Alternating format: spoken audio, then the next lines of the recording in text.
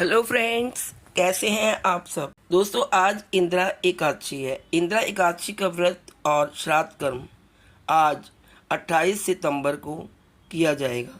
इस दिन भगवान विष्णु की विधिवत पूजा की जाती है और उपवास रखा जाता है। और इस दिन पितरों के मोक्ष के लिए श्राद्ध कर्म, तर्पण तथा दान करना चाहिए। ये एकादशी श्राद्ध पक्ष में आती है और इसीलिए इस अश्विन मास में आने वाली कृष्ण पक्षी की एकादशी का महत्व और भी बढ़ जाता है। इस तिथि को इंदिरा एकादशी के नाम से जाना जाता है। इस बार यह शुभ तिथि आज यानी कि 28 सितंबर दिन शनिवार को है। इस दिन पितरों को मोक्ष प्रदान करने के लिए एकादशी का व्रत रखा जाता है, श्राद्ध कर्म करा जाता है, तर्पण आदि चीज़ें की जाती हैं। पितृपक्ष में इस एकादशी के आने की वजह से इस एकादशी का महत्व कई गुना बढ़ जाता है। शास्त्रों के अनुसार पितृपक्ष में आने वाली एकादशी के दिन भगवान विष्णु की विधिवत पूजा करने से न केवल पितरों की आत्मा को शांति मिलती है, बल्कि आप खुद के लिए भी स्वर्ग में स्थान प्राप्त कर सकते हैं। आइए जानते हैं इंदिरा एकादशी का शुभ मुहूर्त। इंदिरा एकादशी की तिथि का प्रारंभ 27 सितंबर दोपहर 1:20 पर हो चुका है और इसका समापन है आज 28 सितंबर दोपहर 2:49 तक। इसलिए उदय तिथि को मानते हुए 28 सितंबर को ही इंदिरा एकादशी का व्रत और श्राद्ध कर्म किया जाएगा। इंदिरा एकादशी का पारण है 29 सितंबर सुबह 6:10 से लेकर 7:30। आइए अब जानते हैं इंदिरा एकादशी श्राद्ध का महत्व क्या है। धार्मिक मान्यताओं के अनुसार जो पूर्वज जाने अनजाने अपने कर्मों की वजह से यमराज के पास कर्मों का दंड भोग रहे होते हैं, उनके लिए इंदिरा एकादशी बहुत ही महत्वपूर्ण होती है। इंदिरा एकादशी के दिन भगवान विष्णु की शालिग्राम के रूप में और पितरों की विधिवत से पूजा अर्चना करनी चाहिए और पितरों के नाम का दान अवश्य करना चाहिए।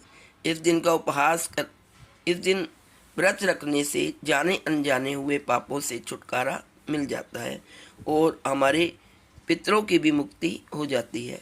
साथ ही पितरों को यमलोक की यातना का सामना नहीं करना पड़ता और आत्मा जन्म मरण के बंधन से मुक्त होकर मोक्ष को प्राप्त करती है।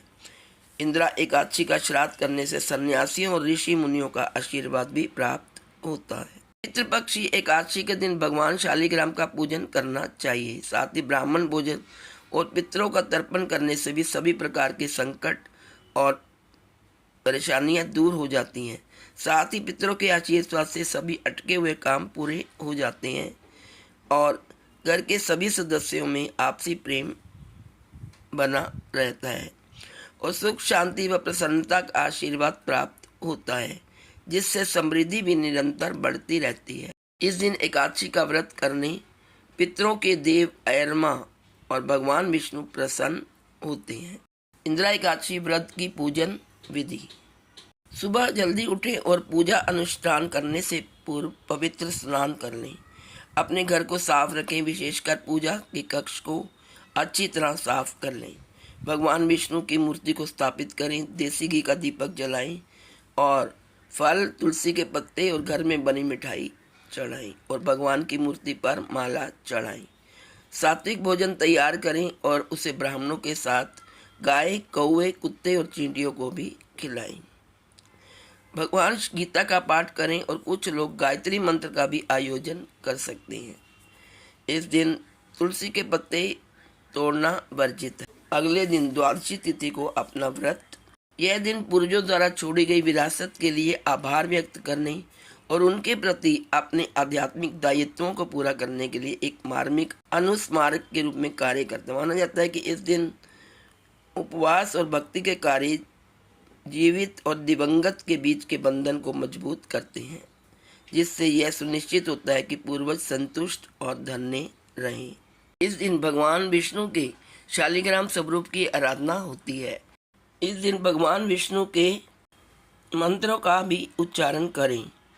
मंत्र है ओम विष्णवे नमः, ओम नमो नारायणाय, ओम नमो भगवते वासुदेवाय नमः। इंदिरा एकादशी पर उड़द की दाल, उड़द के बड़े और पूरियां बनाएं। फिर एक कंडा जलाकर उस पर पूरी रखें। साथ ही उसमें उड़द की आहुति दें। पास में एक जल से भरा पात्र भी रखें। फिर गीता का पाठ करें। तो दोस्तों, ये थी पूजा विधि। अब आइए सुनते हैं इंदिरा एकादशी की शुभ और पवित्र कथा। प्राचीन काल में सतयुग के समय में महिष्मती नाम की एक नगरी में इंद्रसेन नाम का एक प्रतापी राजा धर्मपूर्वक अपनी प्रजा का पालन करते हुए शासन करता था। वह राजा पुत्र, पौत्र और धन आदि से संपन्न और विष्णु का परम भगत था। एक दिन जब राजा सुखपूर्वक अपनी सभा में बैठा था तो आकाश मार्ग से महर्षि नारद उतरकर उनकी सभा में आए। राजा उन्हें देखते ही हाथ जोड़कर खड़े हो गए और विधि पूर्वक आसन व अर्घ्य दिया। सुख से बैठकर मुनि ने राजा से पूछा कि हे राजन, आपके सातों अंग कुशल पूर्वक तो हैं। तुम्हारी बुद्धि धर्म में और तुम्हारा मन विष्णु भक्ति में तो रहता है। देवऋषि नारद की ऐसी बातें सुनकर राजा ने कहा, हे महर्षि, आपकी कृपा से मेरे राज्य में सब कुशल है तथा मेरे यहाँ यज्ञ कर्म आदि सुकृत हो रहे हैं। आप कृपा करके अपने आगमन के कारण बताइए। तब ऋषि कहने लगे कि हे राजन, आप आश्चर्य देने वाले मेरे वचनों को सुने। मैं एक समय ब्रह्मलोक से यमलोक को गया। वहाँ श्रद्धापूर्वक यमराज से पूजित होकर मैंने धर्मशील और सत्यवान धर्मराज की प्रशंसा की। उसी यमराज की सभा में महान ज्ञानी और धर्मात्मा तुम्हारे पिता को एकादशी का व्रत भंग होने के कारण देखा। उन्होंने संदेशा दिया, सो मैं तुम्हें कहता हूँ। उन्होंने कहा कि पूर्व जन्म में कोई विघ्न हो जाने के कारण मैं यमराज के निकट रह रहा हूँ। सो हे पुत्र, यदि तुम अश्विन कृष्ण इंदिरा एकादशी का व्रत मेरे निमित्त करो तो मुझे स्वर्ग की प्राप्ति हो सकती है। इतना सुनकर राजा कहने लगा कि हे महर्षि, आप इस व्रत की विधि मुझसे कहिए। नारद जी कहने लगे, अश्विन माह की कृष्ण पक्ष की दशमी के दिन प्रातःकाल श्रद्धा पूर्वक स्नान आदि से निवृत्त होकर पुनः दोपहर को नदी आदि में जाकर स्नान करें। फिर श्रद्धा पूर्वक पितरों का श्राद्ध करें और एक बार भोजन करें। प्रातःकाल होने पर एकादशी के दिन दातुन आदि करके स्नान करें। फिर व्रत के नियमों को भक्तिपूर्वक ग्रहण करते हुए प्रतिज्ञा करें कि मैं आज संपूर्ण भोगों को त्याग कर निराहार एकादशी का व्रत करूंगा। तब राजा ने कहा, हे अच्युत, मैं आपकी शरण में हूँ, आप मेरी रक्षा कीजिए। इस प्रकार नियम पूर्वक शालिग्राम की मूर्ति के आगे विधि पूर्वक श्राद्ध करके योग्य ब्राह्मणों को फलाहार का भोजन कराएं और दक्षिणा दें। पितरों के श्राद्ध से जो बच पाए उसको सूंघ कर गौ को दें तथा धूप, दीप, गंध, पुष्प, नैवेद्य आदि सब सामग्री से ऋषिकेश भगवान का पूजन करें। रात में भगवान के निकट जागरण करें। इसके पश्चात द्वादशी के दिन प्रातःकाल होने पर भगवान का पूजन करके ब्राह्मणों को भोजन कराएं। भाई बंधुओं, स्त्री और पुत्र सहित आप भी मौन रहकर भोजन करें। नारद जी कहने लगे कि हे राजन, इस विधि से यदि तुम आलस्य रहित होकर इस एकादशी का व्रत करोगे तो तुम्हारे पिता अवश्य स्वर्ग लोक को जाएंगे। इतना कहकर नारद जी अंतर ध्यान हो गए। नारद जी के कथनानुसार राजा द्वारा अपने बांधवों तथा दासों सहित व्रत करने से आकाश से पुष्प वर्षा हुई और उस राजा का पिता गरुड़ पर चढ़कर विष्णु लोक को गया। राजा इंद्रसेन भी एकादशी के व्रत के प्रभाव से निष्कंटक राज्य करके अंत में अपने पुत्र को सिंहासन पर बैठाकर स्वर्ग लोक को सिधार गया। इंदिरा एकादशी के व्रत का महात्म्य मैंने तुमसे कहा। इसके पढ़ने और सुनने से मनुष्य सब पापों से छूट जाते हैं और सब प्रकार के भोगों को भोग कर वैकुंठ को प्राप्त होते हैं।